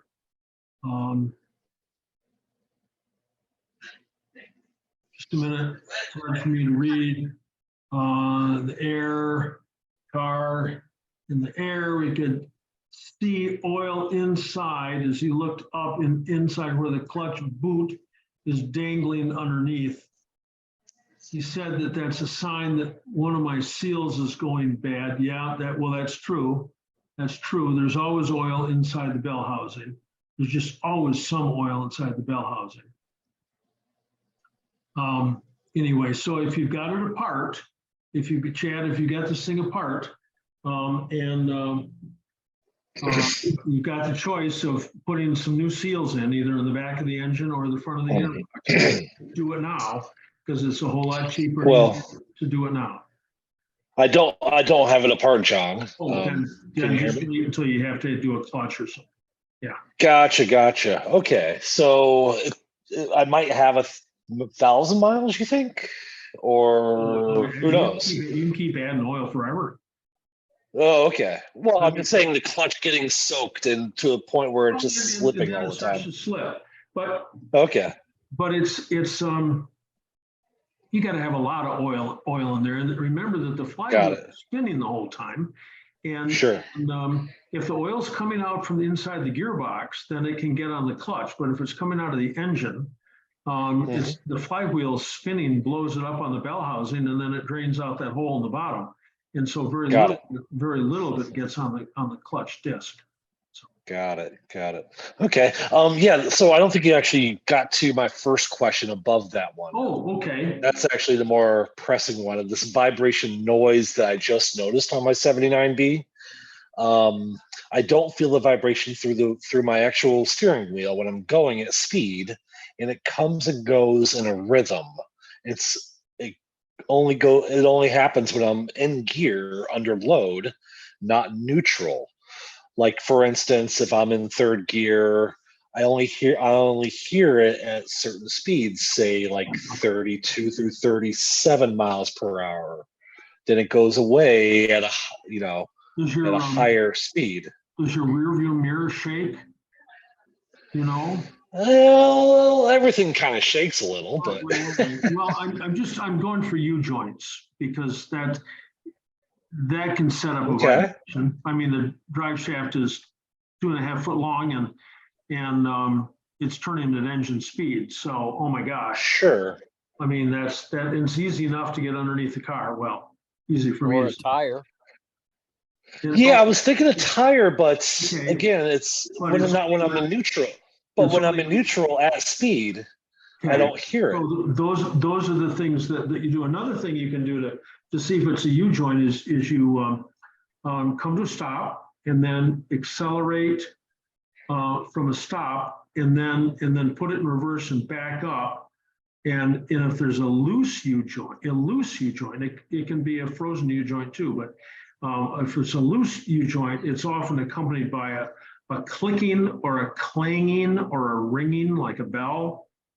So I kind of hear that when I'm. Sometimes I do hear that, like a clang. It's easy enough to get underneath the car and Sure. leave it neutral, leave one wheel off the ground, slide underneath there, grab the rear end of the drive shaft, look at the cross that's made on the U joint and move it up and down and then turn the drive shaft and move it up and down that way. And you're looking for any play at all. And if there is. Last time I did that, there was no play, but I'll check it again. Maybe the bolts are loose. I mean, you know. Sure. You know, sure. It almost sounds like he's got a harmonic vibrating against his exhaust system. So if it's kind of comes and goes like that, if it's a buzzy sound, a vibration, it almost sounds like a exhaust system hanger is buzzing, but maybe it's a completely different sound. So the way to tell that, again, these are, you know, those rules that I gave, you sit in your driveway and just in neutral, you rev it up to about 5 grand or however fast you dare rev it real slowly, and then let it come back down real slowly. And if you got any zizzing or jingling, it's the exhaust. Got it. Okay. Well, yeah. All right. So your job is to figure out whether the noise occurs only when the rear wheels are moving and the drive shaft is moving, or whether it's happening, you know, just if it has to do with engine RPM. Sure. If I was there, I'd sit in the car. I've got an article called Zizzes, Jiggles, and Tongues or something like that. Which if you send me an email, johntwist@UniversityMotorS.Ltd.com. And I'll send you the article. And you can't spell and you can't describe zizzes and jiggles and tongues, but I think I actually read that one, but funny enough, I'm actually on family vacation in Grand Rapids this week, so I'm gonna schedule this out when I'm on the road here. Okay. So. Okie doke. Thank you. I could ask what in the world are you doing in Grand Rapids for vacation, but it's something to do with family. It's beautiful this time of the year, right? Well, it is. It's just rained today. Everything's all greened up again. Yeah. Okay, so Charles asks how to rewatch the meeting. Well, that depends on me, and if I get my ass in gear and get this over to YouTube, that's the way to do it. So I think Marty, my assistant, told me that I hadn't downloaded any meeting since February, which is just horrible. But anyway, gives me something to do tomorrow, along with the other 100 things I have to do. So pretty soon it'll be up on YouTube. Great session. Did anybody record it that could send it out? Well, I have it recorded and I'll put it up on YouTube, but yeah, if anyone else has done it, if they can send you a link to it, sure. Put that over in the chat section. Thank you.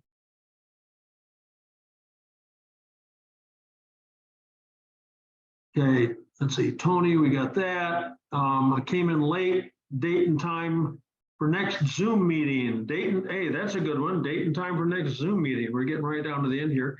It'll be 2 weeks from now, which looks like it'll be the 10th of July. Looks like the 10th of July. So, oh, you know what? I do. I have that scheduled, but Peter Mittler, who's the former main man from the Toronto MG Car Club, is emigrating to Australia, and he's going to be here that night. So I'm not going to be able to do it on Monday night. I'm not going to do it the 3rd, and I don't know if I can do it the 17th. I think I'm going to be in Calgary.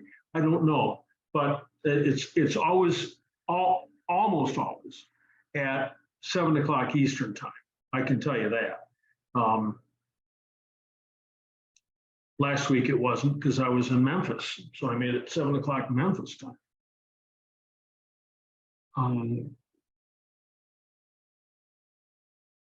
Let's see, Bradley is non-detergent oil will not suspend particles to be removed by a filter, but there's not a lot. I don't think there's a whole lot of particles, and they probably fall and get caught in the bottom. But anyway, that's what Esposito wants you to use. Jim, That's recommended, for example, for machine tools, which a lot of times don't have a filter. You don't want the particles to be traveling around and wearing out the machine. You want them to drop out. Of course. Yeah. So it might be good for a gearbox, not for an engine though. Correct. And an overdrive's got a filter. I mean, it's a really, really fine filter. But I don't think it's anywhere nearly as fine as an engine filter. But that's only the overdrive.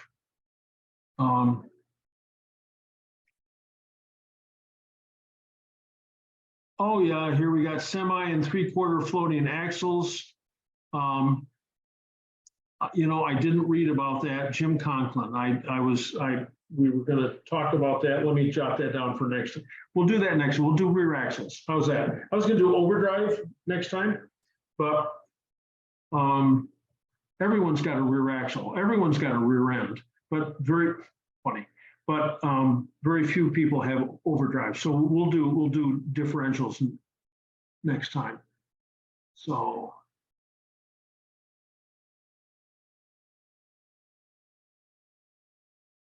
We're just looking through here.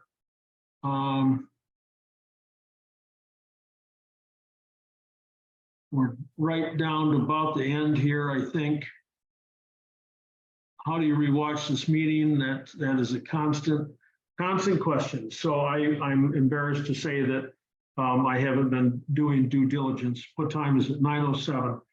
So it's time for us to bring the meeting to a close, but I wonder if Doug Clark is on tonight, who's my official counter, because I never even looked at the number of participants. I just didn't even get there tonight. Doug, are you on tonight? John, I saw at about 7:55, 158. Yeah, 159, John. I just sent you a note. Oh, 159. Okay, well, Doug, I can't see you. You're not on a camera. Can you see me? Oh, okay. I can see it. Yep. All right. So here we go. Okay. Here's our hat contest. All right. Okay, so this is cool because it's got the Union Jack here, right? Okay. Well, this is a tweed cap. I can turn it around and wear it a hip hop style, and you can see the MG octagon on it. So. Hey, that's cool. That's cool. Where's yours made? Well, let's see.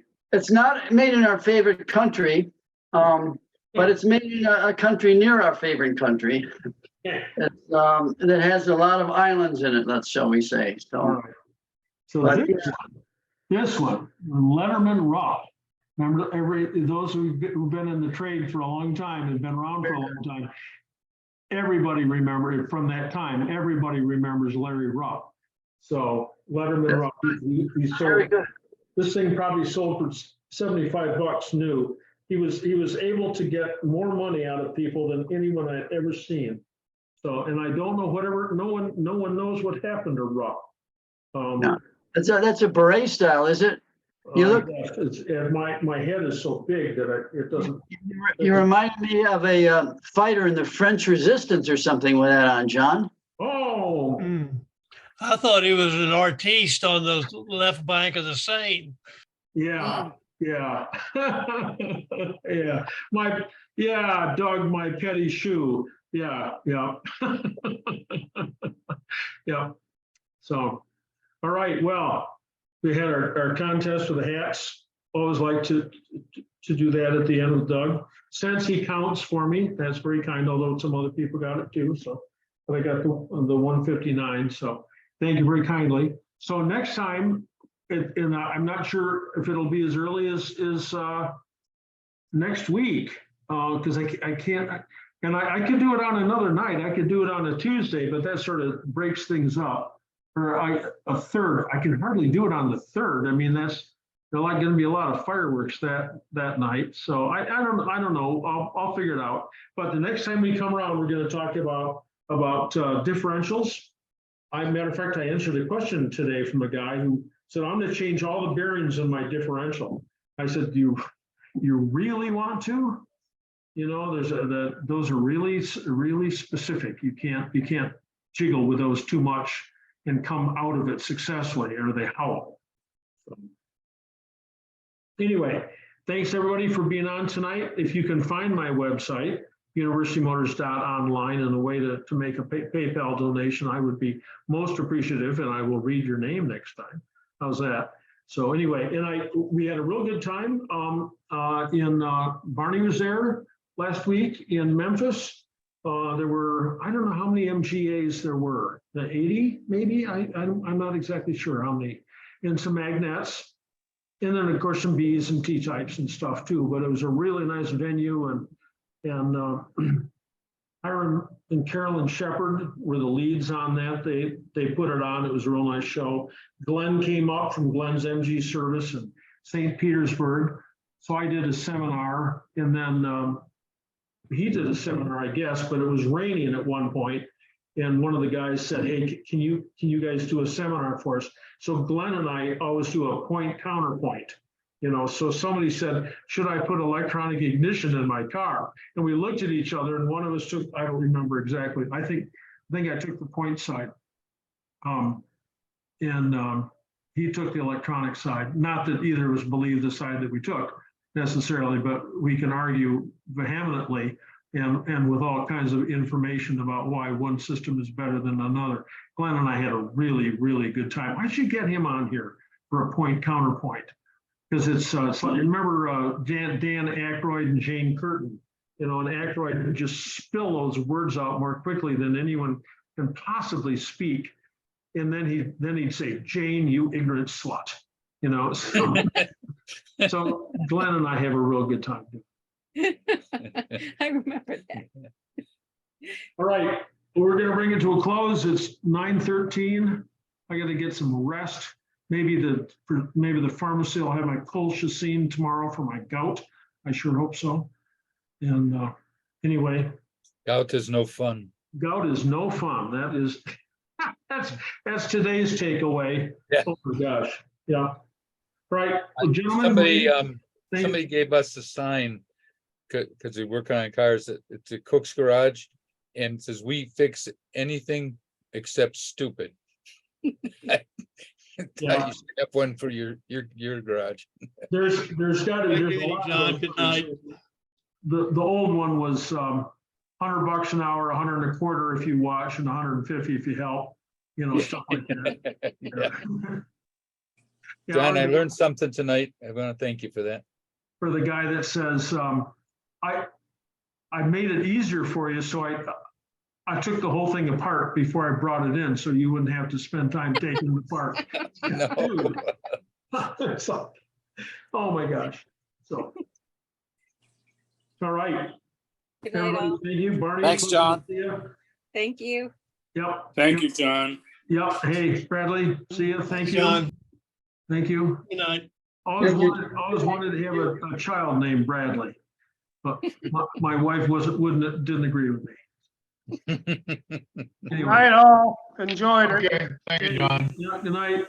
Good night. Good night, John. See you later. Good night, John. Thank you. Good night. everything. Good night, everybody. Thank you, John. Good night. Bye. all. See everybody later. I'll try to get these out Adios, soon on the YouTube.